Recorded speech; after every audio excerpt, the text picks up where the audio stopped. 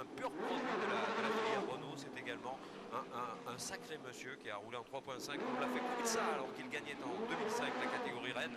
Raikkonen est passé par là. Bien sûr, d'autres pilotes, beaucoup d'autres, comme Romain Grosjean par exemple, ont été titrés dans cette catégorie. C'était en 2005, si mes souvenirs sont bons. Juste après Pilet, c'était en 2004. Il y a eu Jules Bianchi également qui a été titré dans cette catégorie. Alors qu'attention, les voitures se présentent maintenant. Drapeau vert à l'arrière, les rouges qui sont en route. Le départ est imminent. Et c'est parti. C'est parti pour 25 minutes de course, 25 minutes d'émotion, 25 minutes de sensation, notamment du côté de ce départ et du virage de la gare. Ouais, le très bon départ de Paul Luchazin qui s'extrait depuis la pole position de la grille de départ. À ses côtés, on retrouve Norman Nato qui est tout bonnement là aussi en train d'essayer de garder cette place. C'est lui qui partait à la corde en fait, donc il a perdu cette première position. Ceci dit, rien de grave, hein. Il est très largement dominateur dans la discipline. On va plutôt s'intéresser à l'arrière, à ceux qui ont été pas toujours dans la performance. On parle à Fiat par exemple, le pilote du Red Bull Junior Team. Il n'a pas été très heureux et là on voit que ça se passe beaucoup mieux aujourd'hui. Absolument, Chatin, Nato, Vaxivière pour le début de cette course qui va donc se dérouler en 25 minutes, on le disait il y a quelques petites minutes, avec chacune des parties du circuit des points d'attention qui nécessitent la vigilance, la précision de la part des pilotes. Et on est en plein dedans là, on a passé peut-être le cap le plus difficile, hein, celui du virage du lycée. On sait quand on nous place ce virage sans qui en première vitesse seulement, donc il faut être très vigilant à la relance. Ces moteurs sont puissants, bien évidemment, ces voitures sont très légères, voiture de course qui a été la plus construite dans le monde pour faire ce genre d'exercice avec beaucoup de pays, la Russie, le Mexique et d'autres qui évoluent naturellement dans ces voitures, et l'Italie donc qui a réussi un pari qui était osé avec l'association et le soutien des gens de Renault Sport évidemment, que d'avoir un plateau aussi grand. Attention à l'attaque à la corde là pour un changement, peut-être Vaxivière sur Fraga ou Fraga sur Vaxivière. Il y a eu un changement pour cette troisième position et Macchi est déjà aux affaires. Attention, furieux à l'arsouille que pourrait nous livrer ce Britannique absolument démonté hier. Vous savez, il a fait pratiquement toute la montée du pont Oscar sur le trottoir, hein, même pas peur. Ouais, même pas peur en effet. Dans les essais qualificatifs, il n'a pas hésité également à prendre le risque pour améliorer sa position. Chatin, Nato, Vaxivière pour l'instant pour la tête de la course. Fraga, Macchi derrière, Vermont, Kijana pour les deux premières places. Vous voyez passer du côté de la statue Foch ces voitures, alors que là, reprenant la descente de Poimiro, combien également difficile. Et sachez Eric, que l'extraction de Chatin de cette procédure de départ est tout à fait significative de ce qu'il a de revanche à prendre sur la course d'hier. Certes, il termine sur le podium, mais la position de second, c'est pas du tout celle qui l'ambitionnait, c'est celle de leader qu'a occupé Nato. Une explication vient de nous être donnée concernant cette performance, certes extraordinaire et soulignée par une voiture qui n'était pas dans son meilleur état de rendement, tout bonnement parce qu'il avait frictionné un rail et que du coup les trains n'étaient pas tout à fait clairs et pas tout à fait droits. Et regardez, du coup aujourd'hui on est en train de recaler les pendules. Effectivement, il y a eu changement et c'est Fraga qui a repris la troisième position au détriment de Mathieu Vaxivière. Chatin, Nato, Fraga, Vaxivière. Attention. Et Macchi derrière, qui lui n'a pas envie de rester à côté du podium. Alors, regarde les temps. Le pilote britannique. 16-8, hein, ça le fait pour Macchi. Il va très vite le Britannique. 1 minute 16 secondes, 812 millième. Il est quasiment, allez, on va dire 4 dixièmes plus vite que Mathieu Vaxivière. Attention, drapeau jaune. Et c'est Fiat, décidément. Décidément, ça ne le fait pas pour le Russe. Et malheureusement, il n'est pas le seul dans cette chute. Et c'est un pilote du Tech One, Philippe Fraga, est également concerné. Qui était en troisième position. Changement donc inéluctable du côté de la tête de la course et drapeau jaune. Alors question Eric, hein, à chaque fois on se la pose, est-ce qu'il y aura du safety car ou est-ce qu'on va dégager les voitures assez vite avant le retour des premiers? Les voilà, ces premiers avec Paul Louchatin talonné par Norman Nato. Norman Nato qui cherche l'aspiration. Derrière vous voyez que l'écart est creusé. Nato qui vient d'établir le record du tour. Et Vaxivière qui a perdu pas mal de positions. On voit le recul malheureux de Fraga et de Fiat qui tous les deux malheureusement sont restés dans cet accrochage. Aïe. Et voyez à l'image l'évacuation de la voiture par les airs. Il aurait aimé partir par le haut, mais sur la plus haute marche du podium et non pas de cette manière, évidemment. Ah oui, et ça c'est une grosse frustration, hein, surtout que le plaisir pris dans les rues paloises, eh bien, s'arrête d'un seul coup. Et ça c'est assez difficile évidemment. Record du tour, on l'a dit, dans un temps très rapide d'1 minute 14, 893 réalisé à l'instant par cette voiture d'RC Formula. C'est un type luxembourgeois qui ne cachait pas sa joie hier. On était même très heureux évidemment de cette victoire de Nato. Alors ça va être terrible, oui en effet.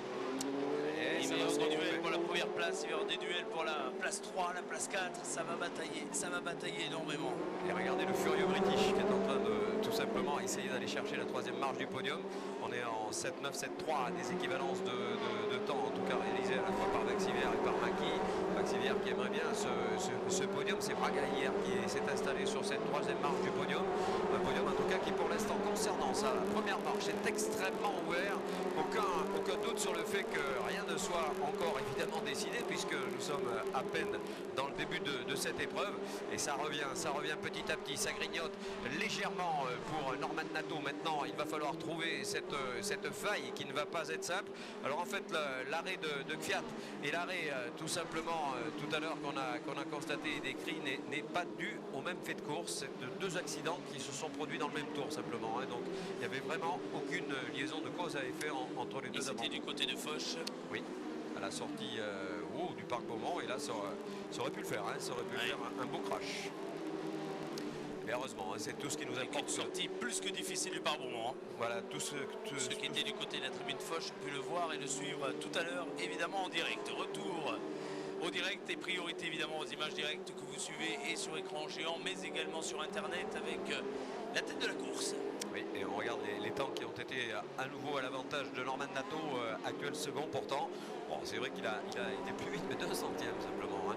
Donc visuellement, on n'a pas en effet pour l'instant de soudure qui pourrait se produire entre les deux voitures. Vous le savez Eric, lorsque ces voitures roulent proches l'une des autres, il y a un phénomène d'aspiration qui se met à jouer et qui avantage évidemment la deuxième voiture.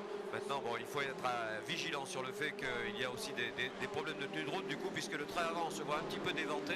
Bon, alors là, il y a un Nouvix à trouver pour trouver la formule, la bonne solution. Mais les épaules de Chatin me paraissent solides. Il peut résister à Nato. On va voir s'il est capable de parvenir à cette résistance. On arrive maintenant au parc Beaumont, ce fameux grand virage, très grande courbe, extrêmement spectaculaire, extrêmement difficile également, parce que là on passe à fond absolu à plus de 200 km/h et bien entendu on retrouve à nouveau ce groupé. Un avantage pour Panis qui vient de passer le Roussel et c'est le gain de la 9e position. Ça fait, si mes souvenirs sont bons, mieux que ce qu'a vécu hier le jeune Aurélien, fils d'Olivier naturellement, et je peux vous dire qu'Olivier est extrêmement vigilant et inquiet sur la carrière de son beau jeton, même si lui la sienne on connaît toute la grandeur et toute la teneur. Il est d'ailleurs encore parmi nous dans le cadre des championnats de France GT et il s'en sort plutôt bien à bord du Ferrari cette année. Paul Louchatin, derrière lui Norman Nato qui pousse, mais une demi-seconde d'écart les sépare pour l'instant. On tourne plus vite du côté et regardez les du pilote de la voiture 36 Nato et derrière, c'est la lutte. Derrière, c'est la lutte derrière avec 5 pilotes. Ah, il y a un tubateur, un quintet même qui s'est formé et on ne s'en plaindra pas car c'est là certainement qu'il va falloir tourner nos regards, d'autant que ce groupe est amené par Vaxivière, donc il y a un podium au bout du compte et pour l'instant Vaxivière résiste à Maki. Mais c'est là qu'on est un petit peu inquiet, non pas inquiet, mais en tout cas passionné de ce duel Maki-Vaxivière avec la poussée de Vermont et de Kujala derrière concernant le pilote français puis le pilote finlandais sous l'œil de Mavlanov qui cette fois-ci a trouvé le rythme. Hein. Hier, vous vous rappelez Eric qu'il a connu le russe des petits soucis, roulant, on le rappelle, sous les couleurs toulousaines du Taekwondo qui sont allés jusqu'en Russie collecter des pilotes et là visiblement c'est un courant, hein. Il y en a de plus en plus à nous.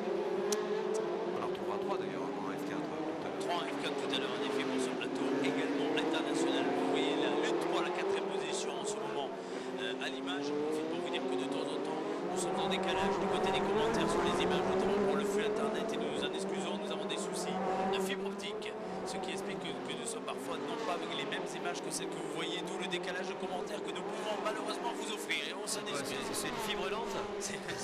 Non, elle est très rapide, c'est du très haut débit chez nous.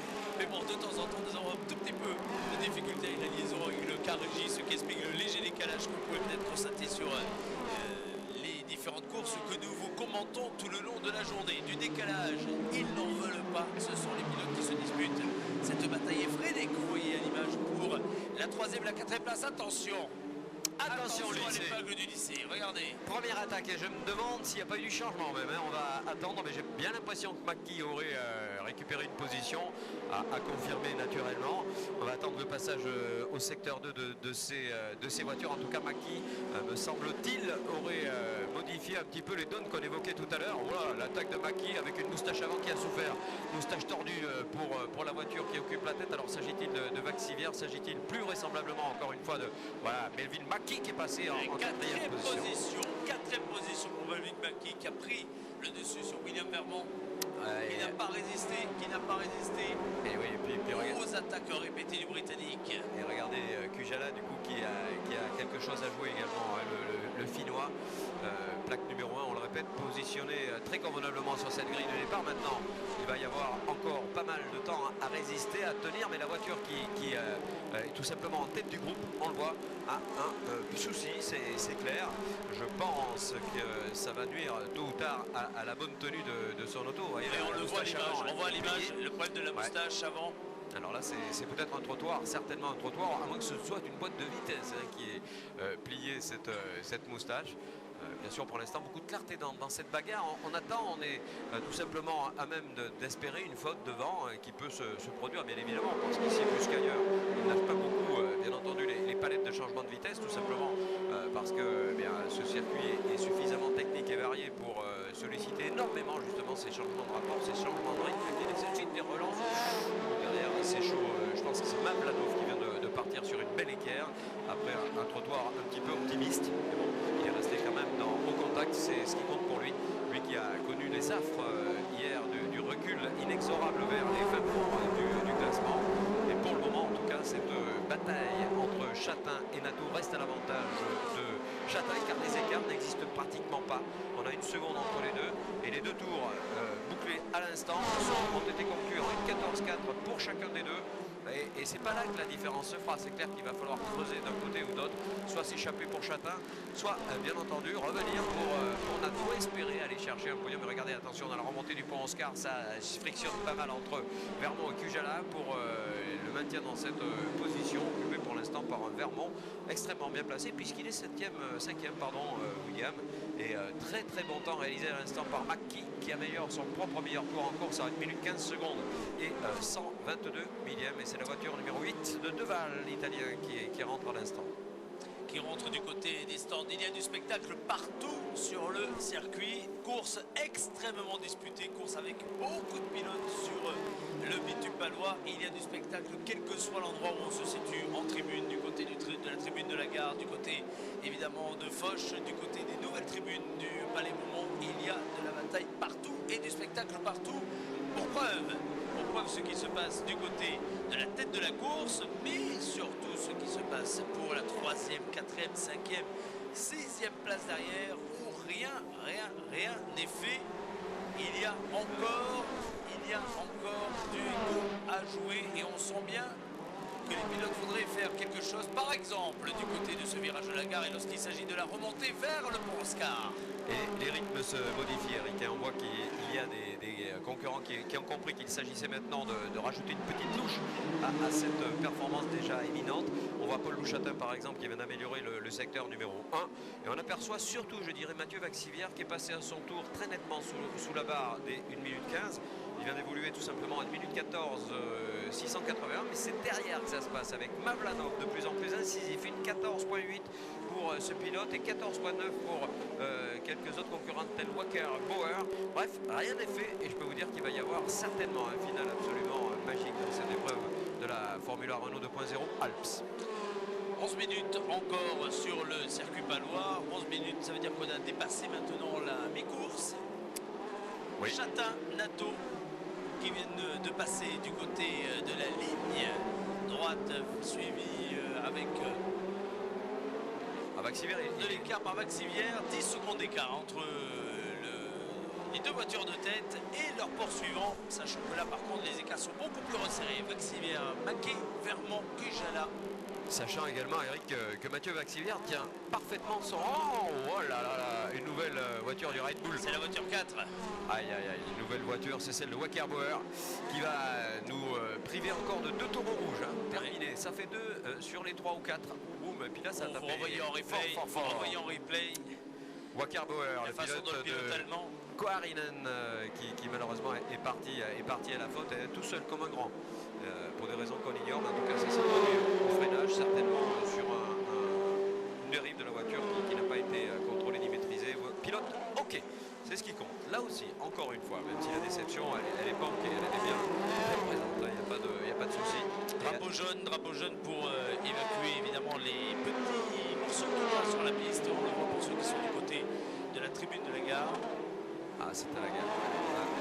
On est à la gare, on va regarder une image additionnelle, la grue est levée. Ah, c'est toujours La voiture de ce pilote, allemand. Alors on améliore derrière avec Jaeger, avec Albon qui sont en train de produire leur effort. Devant, inutile d'aller beaucoup plus loin sur ses performances. Et attention à cette position en tout cas de Mackie. Et regardez ce qui se passe dans la montée vers le pont Oscar à la sortie du virage de la gare avec des positions qui changent et de l'attaque. Ah, il y a du Kujala dans l'air là. Hein. Et ça y est, c'est passé. Oh là là. 2 places prises à mon avis. Et Kujala qui nous fait une course d'enfer. Hein. Franchement, Kujala qui a profité de la sortie du virage de la gare, qui a profité de cette accélération. Et Vermont sur la montée. Regardez Vermont qui pointe à la 4e position. Très beau parcours de William. Ça c'est vrai qu'il a déjà une belle expérience, notre ami William Vermont. Et il la met à profit sur un circuit difficile. Nouvelle sortie, c'est au lycée je crois. C'est le pilote 26, numéro 26. 28, c'est ça, 28. C'est Jaeger qui était à la lutte tout à l'heure justement. On évoquait cette lutte et malheureusement c'est au lycée que devrait s'arrêter ses études. Là je pense, en tout cas, on va le voir. Oui, on le voit au ralenti, en effet. Phénomène parfaitement classique à cet endroit. Hein. Si on l'a vu hier en F3 également, si on se glisse à l'intérieur et si on n'accepte pas d'ouvrir la porte, c'est l'accrochage inévitable et c'est le calage surtout qui est toujours. Et de nouveau drapeau jaune évidemment sur cette partie du circuit. Et Mackie qui a perdu de position. Course à rebondissement, Chatin-Nato pour la lutte à la première place avec toujours moins d'1 seconde d'écart entre les 2 pilotes. Et derrière, Vaxivière, Vermont, Kujala dorénavant, Mackie étant dorénavant dans la 6e place. J'imagine la joie dans le camp Kujala. Vous savez que le papa, monsieur Kujala, est quelqu'un qu'on connaît puisqu'on a plusieurs fois partagé des grands moments avec lui parce que les Finlandais, on n'a pas toujours l'occasion de les approcher. Et c'est un monsieur d'une gentillesse éclatante. Son garçon, il s'en sort de mieux en mieux. Franchement, il faudra bien se rappeler de cette voiture numéro 1 dans le parcours de l'Alpe cette année. Il va faire du bruit. Lutte pour la 6e place. Lutte pour la 6e place avec Mackie qui est poussé. Il doit sentir derrière lui la poussée du pilote de la voiture numéro 15, le russe, qui voudrait bien gagner une place de plus à 7 minutes maintenant, 7 minutes simplement de la fin. Ah oui, il va falloir préserver cette avance. À mon avis, il n'y aura pas spécialement d'ailleurs de possibilité, à moins d'une erreur colossale de Chatin. Je ne vois pas très bien comment on ira le chercher. On rappellera tout de même que potentiellement hier, malgré la victoire de Nato, s'agissait-il de souligner que Chatin avait sans doute peut-être la plus grande possibilité d'aller le menacer. Il n'a pas pu le faire, on le répète Eric, pour des raisons techniques. Et là, cette fois-ci, on a recadré, on a tout mis en face. Et voilà ce que ça donne. Ça donne une victoire probable, espérée en tout cas, et logiquement conclue au terme de cette manche. Tout va bien, s'il n'y a pas de soucis particuliers. En tout cas, c'est pour l'instant un podium français, ou du moins une Marseillaise qui s'annonce avec la lutte pour la première place entre 2 pilotes français. Et puis, on pourra même rajouter un succès Frenchy également du côté des teams, où le Tech One est venu en nombre, hein, c'est vrai. Essayer de truster cette victoire de l'Alpe. Maintenant, bon, encore une fois, hier, je crois qu'on a très bien vu l'équipe luxembourgeoise qui a fait l'excellent travail pour Nato. Qui va repartir avec beaucoup de points là, et s'inscrire comme étant parmi les favoris du groupe pour un avenir qui va s'éclairer sur l'Alpe vers les beaux circuits italiens avec le Mugello, avec Imola qui vont accueillir après que en effet étape à Monza sur le circuit le plus rapide de la planète sans doute. Rudy Thoman qui nous disait avoir roulé là-bas à des vitesses folles, c'est près de 300 km/h en sport canton, ça doit être quelque chose. Sur ce tracé tracé qui a été volontairement ralenti. Hein. Récemment, on a fait une chicane au bout de la ligne droite. Oh, regardez le visage d'Olivier Panis tendu. Oui. Où est Aurélien? Aurélien Oui, son Panis, fils. ouais, il est bien remonté. Aurélien il est en 8e position avec la voiture numéro 11. Il est dans le 2e paquet de chasse en fait. Aurélien Panis qui lui aussi est un produit de la F4. Et apparemment du côté de Point Miro, la voiture 83 est évacuée. Oui, celle de Yakinta qui était 15e jusqu'ici. Il y a pas mal d'abandon là, hein, ceci. Regardez au lycée, cette lutte pour la 6e place. Avec Maki qui essaye de conserver cette position. Et on la voit cette 83 à l'écran, Eric a terminé pour Yakinta du team. Le pilote italien. Yaquinta. Nous avons la traduction en italien. Motore. Ah, c'est la plus belle langue de la terre, l'italien. On a écouté cet hymne italien hier d'ailleurs, non pas dans cette catégorie. On va voir là, c'est Les 5 dernières minutes de cette Formule Renault. qui concerne une incertitude, hein, toujours Eric, Oui. concernant cette bataille entre Vermont et Cujala. Absolument, Vermont-Cujala, c'est la lutte pour la 4e place et sortie. C'est une sortie à la gare. Oui, sortie à la gare, drapeau jaune du côté de la gare. Alors voyons de qui il s'agit. Naturellement, vous qui êtes là-bas, vous le savez, nous on l'ignore. Voilà, on va certainement se renseigner là-dessus. Avec les images, nous nous communique le numéro de cette voiture qui vient de partir à la faute au freinage de la gare. Encore une petite erreur, hein. Il ne faut pas grand-chose. Cet endroit est particulièrement délicat en monoplace lorsqu'on arrive à plus de 200 à l'heure.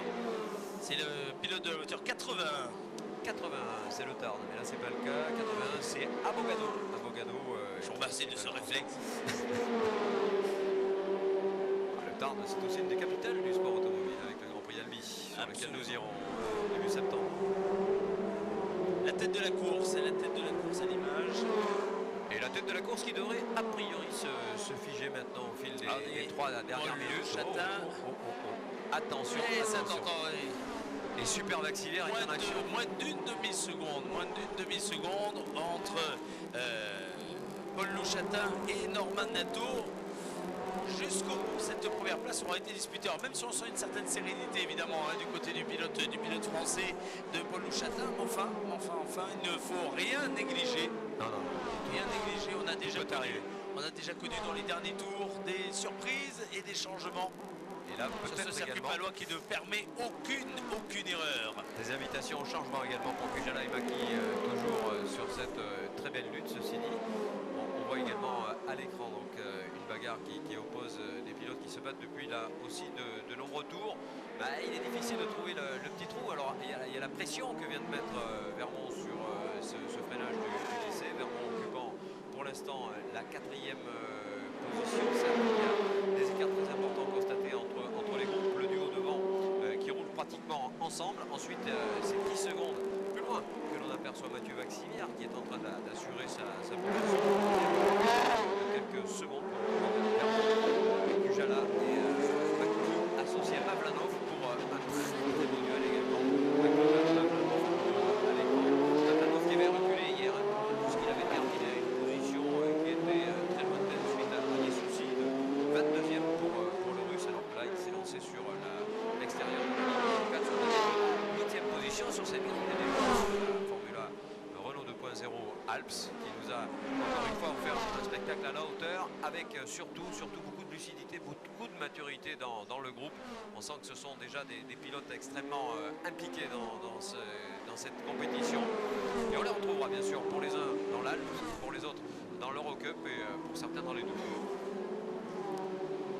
Les 2 dernières minutes de cette course avant d'enchaîner ensuite et quasi immédiatement par les midgets qui seront de retour, mais cette fois-ci ce sont les midgets de série qui prendront place sur la grille de départ avant la fin de la matinée où ce seront les jeunes pilotes en F4 qui feront le spectacle comme ils l'ont fait hier d'ailleurs. Oui. Ils se sont éclatés sur ce circuit. Allez, on vient de voir Nato, un changement. Franzoni qui vient de connaître un problème. La Franzoni, le pilote de la monoplace numéro 7 qui a reculé alors qu'il était tout à l'heure en 11e position. Et on le voit qui rentre d'ailleurs. Il rentre dans les stands. Ouais, terminé pour Franzoni. Et ça fera les affaires de Papavoine, d'Albon, de Dorbecker, de Petit et de Lima qui du coup sont tous remontés d'une position. On regarde bien Eric et on voit que ça s'équilibre. Hein. Il y a une logique arithmétique de ses temps, qui fiche les positions. Je crois que cette fois le classement est parfaitement compris et admis de tous.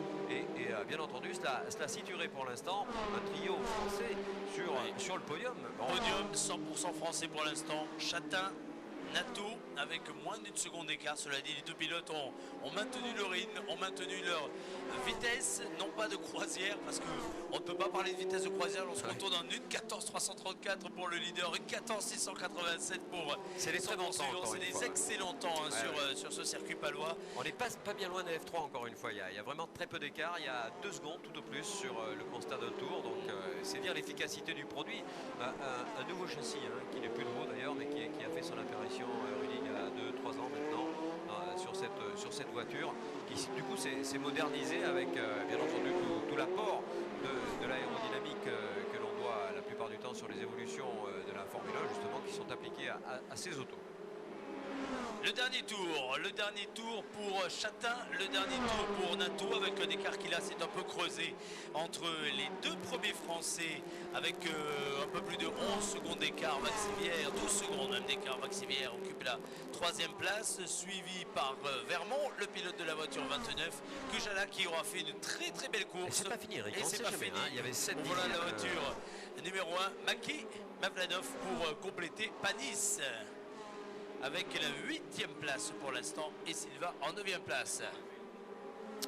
Ouais, je crois qu'on a complètement admis la chose encore une fois, donc on s'est relevé comme on dit en vélo et on va laisser la course couler tranquillement jusqu'au podium, jusqu'à l'arrivée. Et vous allez savourer ses points, savourer ses places. Oui. Et savourer ses succès. Dieu sait que Norman Nato est évidemment... Oh, alors qu'une voiture est sortie à Foch dans le dernier tour. Dernier tour. Et une voiture qui va être évidemment évacuée, mais bon, le dernier tour, c'est évidemment dommage. Franchement, sortir à ce dernier passage, c'est un petit peu frustrant. J'ai vu un petit peu plus encore. Le public palois, les invités de l'attente totale, le public du virage de la gare va pouvoir maintenant applaudir comme il le mérite. Le pilote français en tête de cette course Formule Renault et qui va nous offrir une Marseillaise sur le podium dans quelques petites secondes. Paul Chatin avec derrière lui Norman Nato. Chatin, Nato alors qu'il y a une autre sortie. Une autre sortie dans le dernier tour. Peut-être bien cette bataille. Alors Chatin, Nato, Maxivière. Et vous savez quoi, Maki pour l'instant ne passe pas. Alors il était gros sac avec la 31 qui est impliquée. Ça se produit à quel niveau ça on est du côté de Poimero. On est du côté de Poimero avec 3 voitures me semble-t-il impliquées. 4. Ah là là là là. 4 voitures impliquées. Dommage. Ah ce dernier tour. Eh oui. Sylvain, Roussel et puis... Vous les voyez à l'image.